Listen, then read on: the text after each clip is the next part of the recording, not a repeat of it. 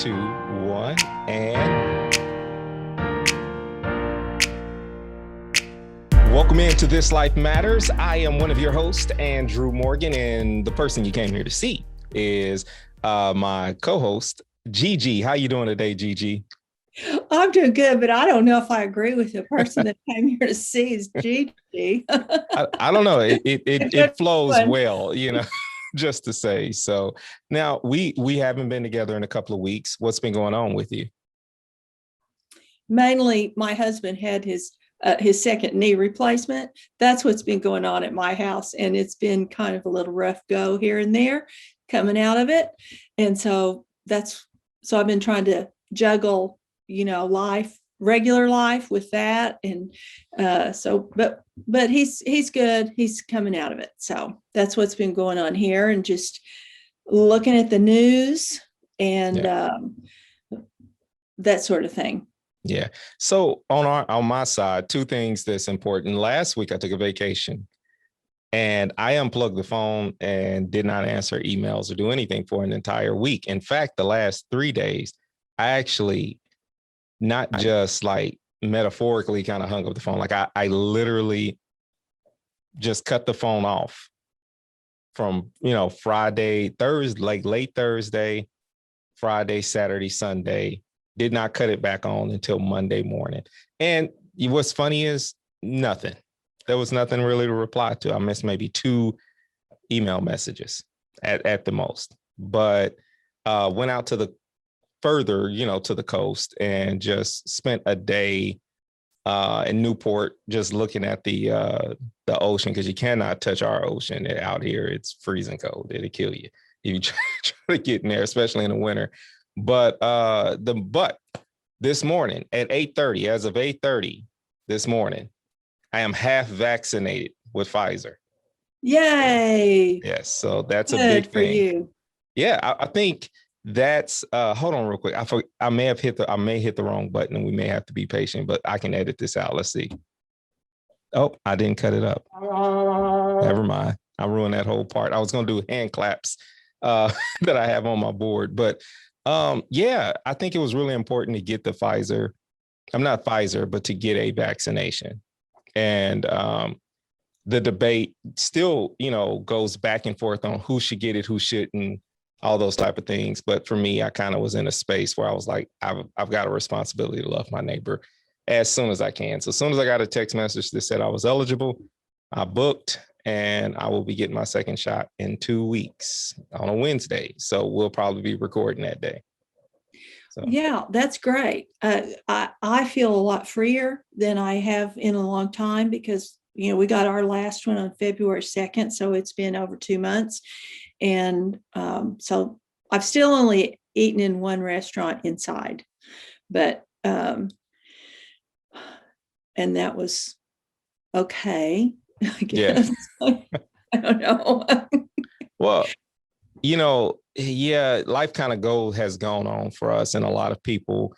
Although my family's not fully vaccinated, there's so many things that come up where, just living life, you end up around people thinking you won't be. And that's been kind of the issue. There's something that took place as we tie in today's show with like the update. Unplugging for a little while and also like coming back and talking about the vaccinations, all of that brought up some like past worries and other things. And with me, I'm kind of like let's move forward. But I also noticed that, amongst other family members, as I talk to them about it, it brings up some root trauma that, that they've, heard from, like information passed down from family as to why not to trust it. Then there are some individuals who've had bad allergic reactions to medicine within my family. Doctors who just have not done a great job in their care. And it brings up something in them that it cannot be dismissed whatsoever. And you take that and I put that on top of looking at what took place in Minnesota this past week. And you see the same incidents happen over and over again. And it really got me to thinking about, like today's show title, as I put it, was like, been there, done that, revisiting or re-experiencing your past traumas. And I thought it was important for us to talk about it because there often we do that. We find ourselves in a position where something can trigger it out of the blue. And it can feel so, in some cases, crippling. Some cases, it can just be almost real, like you're really reliving and going through it all over again in life.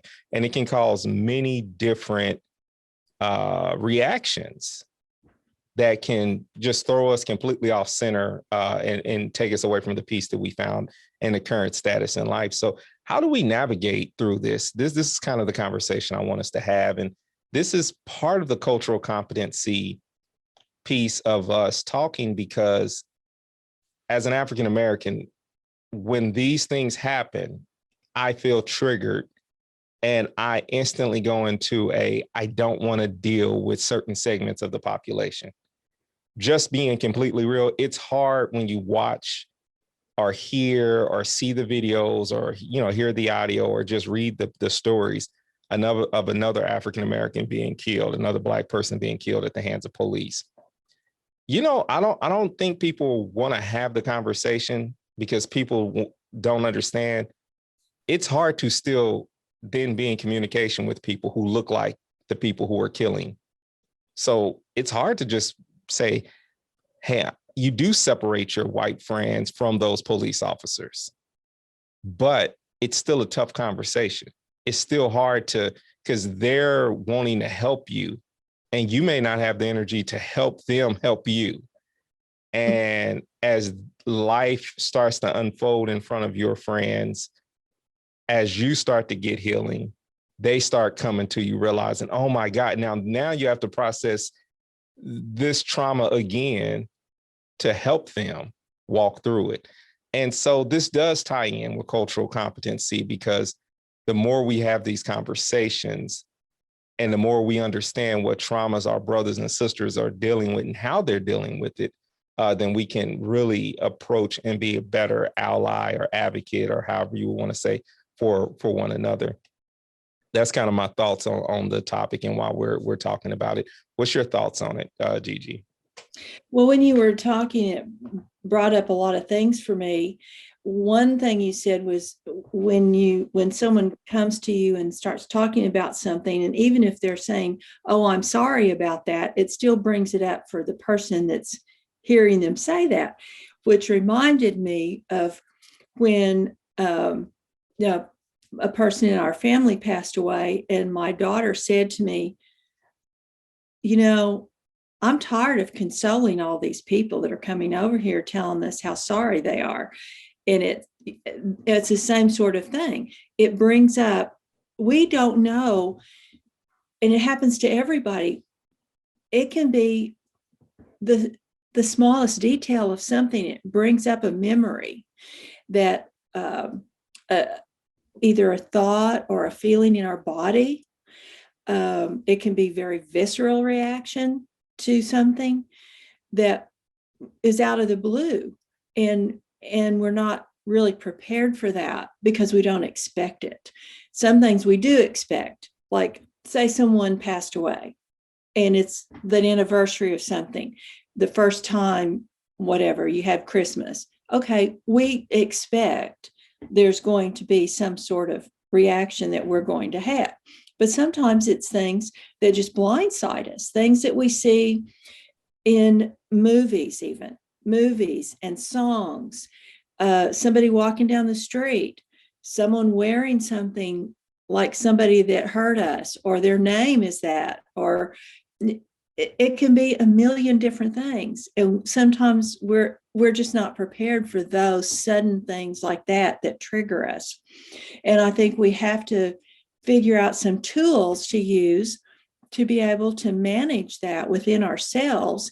And sometimes it's as simple as breathing.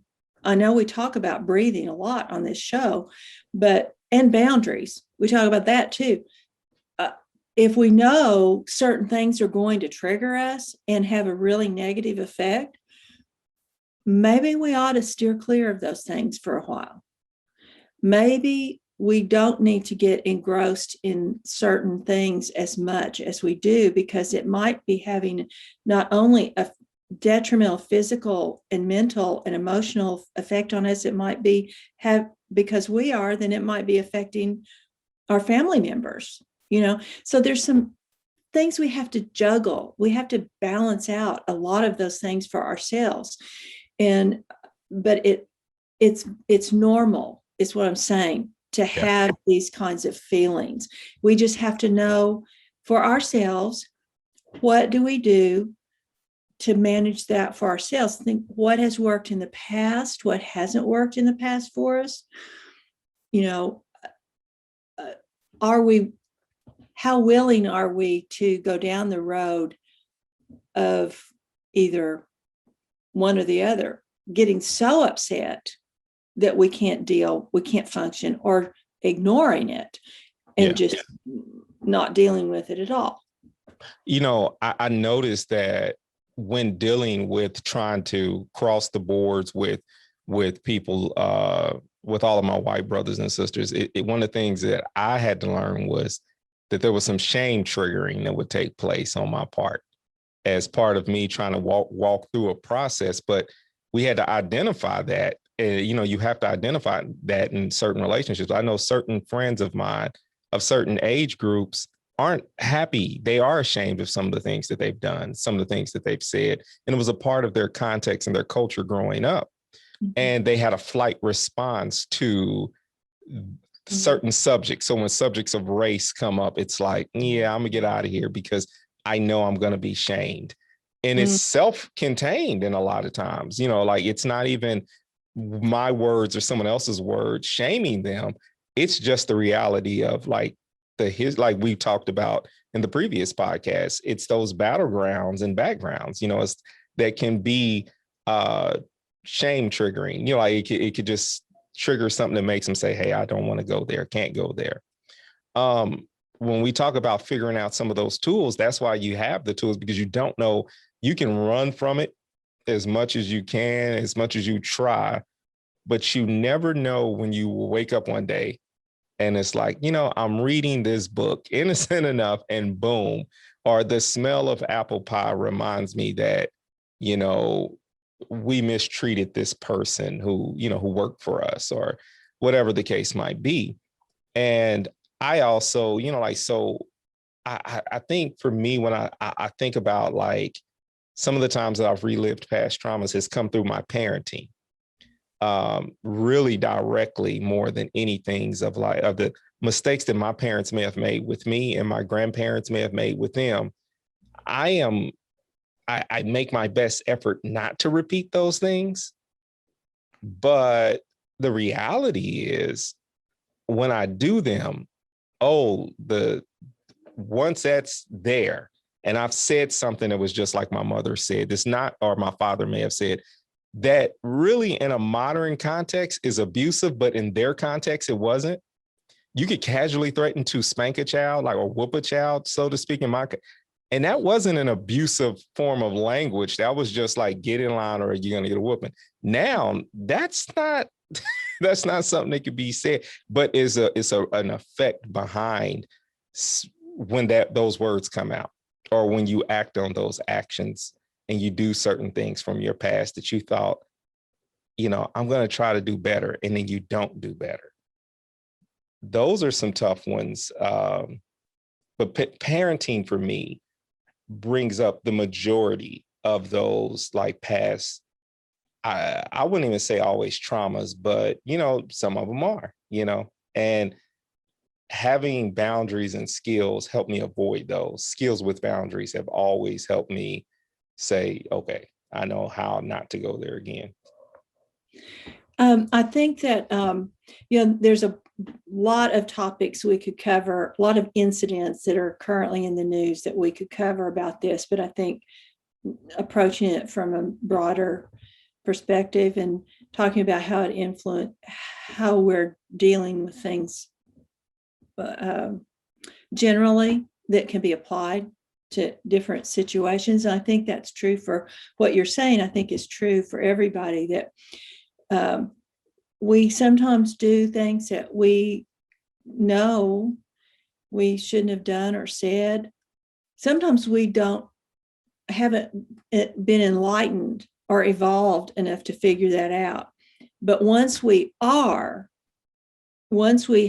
more knowledge or more experience, we've maybe been enlightened or involved about some things, then we can look back and think about some of the things that we might have said or done and wish we hadn't, or we have felt shame about it. Unless it's something that we have to go back and say to the person, make amends for, and that's not always possible. I think we all have those things in our lives that we wish we had done or said differently. So the only thing I know is that we move forward and just do our best. That's all we can do. Yeah. And what you said about talking to people, sometimes we assume that other people say things and maybe we feel ashamed.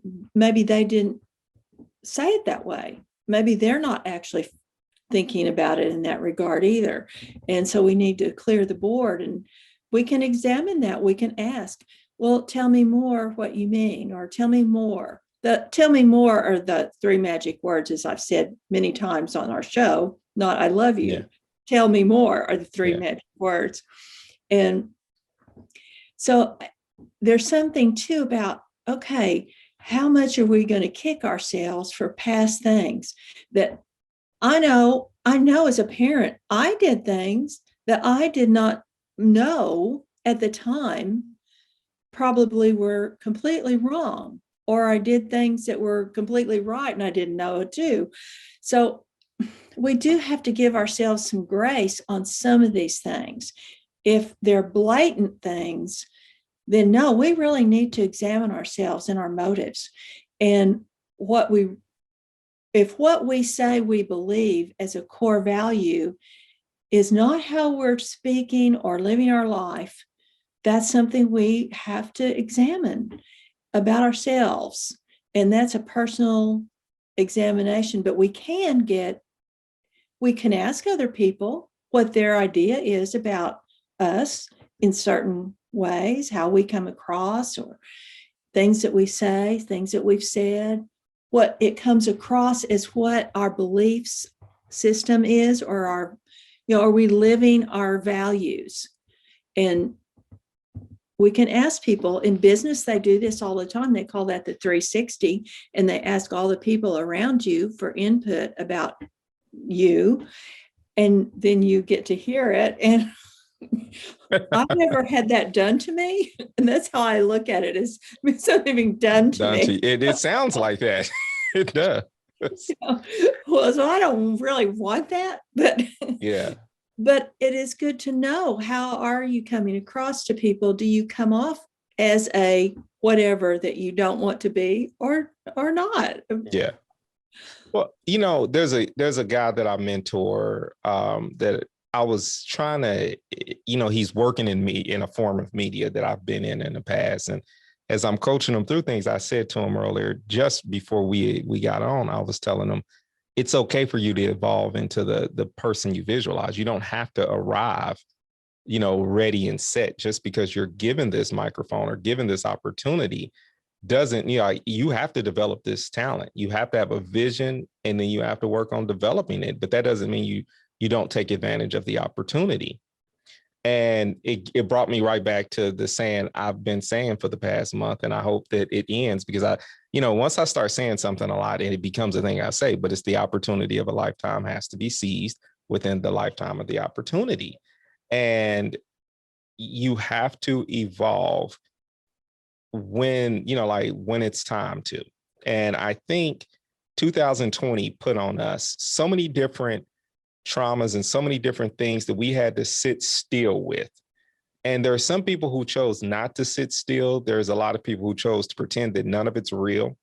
And that was the result of the insurrection, was a lot of people choosing to say, racial injustice and systematic racism isn't a thing. and they chose to dig in. And there's some, but then there are some people who chose to sit still in the pain and say, okay, let's figure this out. Tell me more. And tell me more is the most beautiful thing that I think a lot of people, got a chance to hear for the first time in 2020 from a lot of people in other cultures. I think just this year, moving into 2021, just last month, a lot of our Asian brothers and sisters heard Tell Me More for the first time. And I think what happens is, sometimes people are scared to tell you more because they're scared that the next comment is going to be tell me less. Mm-hmm. And sometimes we can be scared of boundaries or whatnot. And I think that's why we have to learn the skill of when given the opportunity to hear, tell me more, how to tell more, not to necessarily withhold, but to be strategic about what you're doing, like when you're entering into these conversations and giving people space to respond and to make sure that, that they hear you. This is one of my biggest problems in life. When someone invites me to a tell me more, I may go on for 20 minutes and they may have forgotten, why we was here in the first place. I could switch. Oh my God, now I can, and it's just fire hose. They're like holding a cup half full out and they're like, give me a little top me off. And I'm running it over. And so I think that's a skill that I'm always trying to progress with. I see a vision of what I need to, how I need to be different. And I'm working on it as opportunities come, but I am not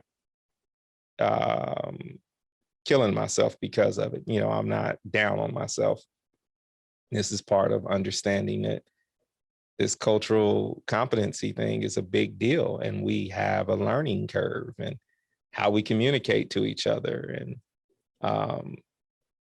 I just hope that everyone can remain patient with one another in that regard, as well as when we're, especially when we're dealing with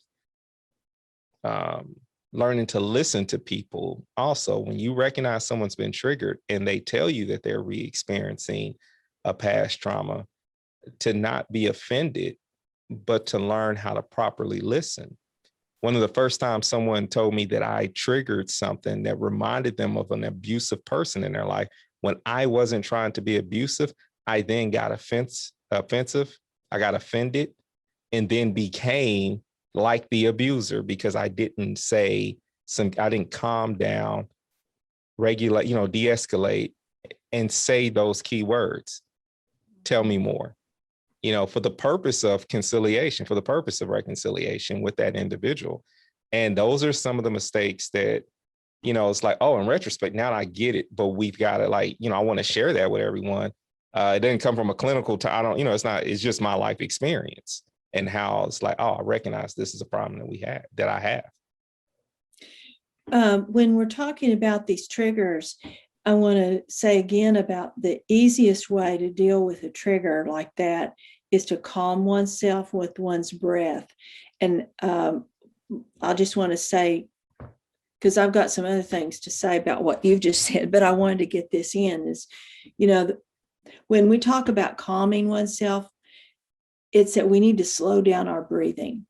And it's really as simple as that, is to focus on your breathing.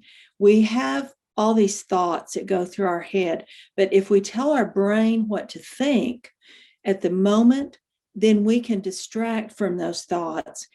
We need to slow the heart rate. We need to stop the adrenaline pumping out. We need to calm ourselves. And to do that, we need to breathe. And one of the simplest things to do is put your feet on the floor. Think about taking a breath slowly. Imagine God gave us this fabulous imagination. And this is a really great way to use it, is imagine that the breath is coming up through your feet, all up through your, up into your head, and then down again, and breathe out and out through your feet.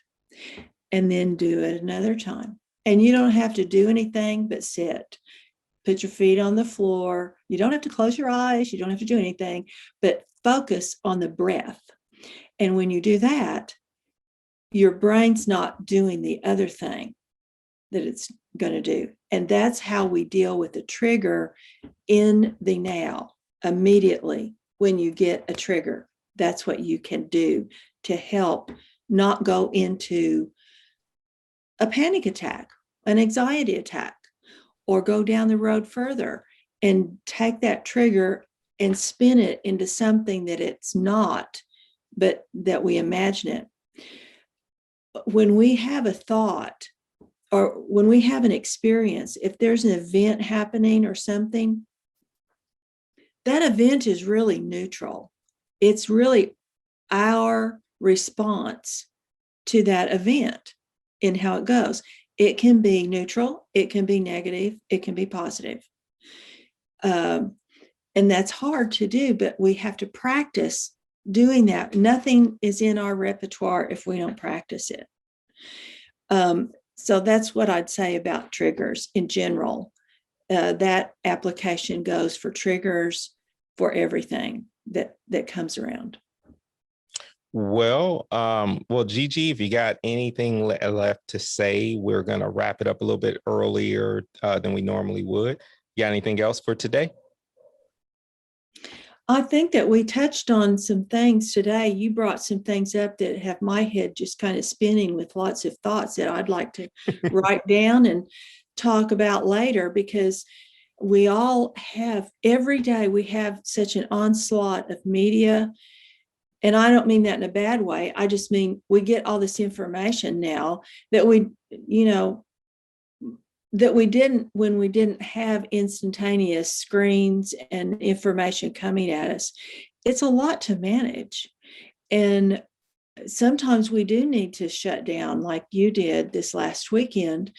And I'm really jealous of that you got to do that. And I'm glad you got to do that. And I hope it really refreshed you. And so I think that's important for us to do too, is to kind of plan some time, even if it's not 5 days, maybe it can be 30 minutes, and we turn everything off, walk away, and just do some breathing and looking around at nature or something like that, and not having some of these disturbing images and thoughts and news stories come into our life.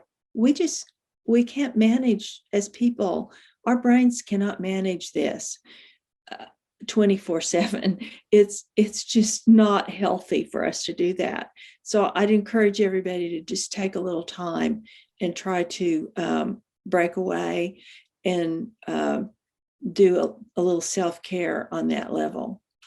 All right. Well, what we're going to do is we're going to do a follow-up on this particular episode, maybe not next week, but it's going to be really soon, where we're going to talk about dealing with this, because it is a part of, dealing with, you can't claim you're going to cross the fence and, cross the street, however, whatever term you want to use, and say that you want to be a better friend to others unless you start to gain some of the skills and have some of these coping mechanisms in part of your repertoire. So we're going to have more conversations around this and some more open conversations of how we've dealt with these things and how we see it. So you've got a lot of reasons to keep it, just keep coming back to This Life Matters, share and start these conversations with friends. We do need you to share and and let people know about This Life Matters, and just keep on enjoying it. Once again, it is available anywhere you can find a podcast, audio. You can find it also on YouTube, as well as you can find the video on Facebook. All right. So remember, hate cannot drive out hate. Only love can do that. I absolutely love you, and thank you for watching and listening. This Life Matters. And Gigi? Our life begins to end the day we become silent about things that matter. Martin Luther King. And we will see you next week or the next week, or from now on, we hope, on This Life Matters.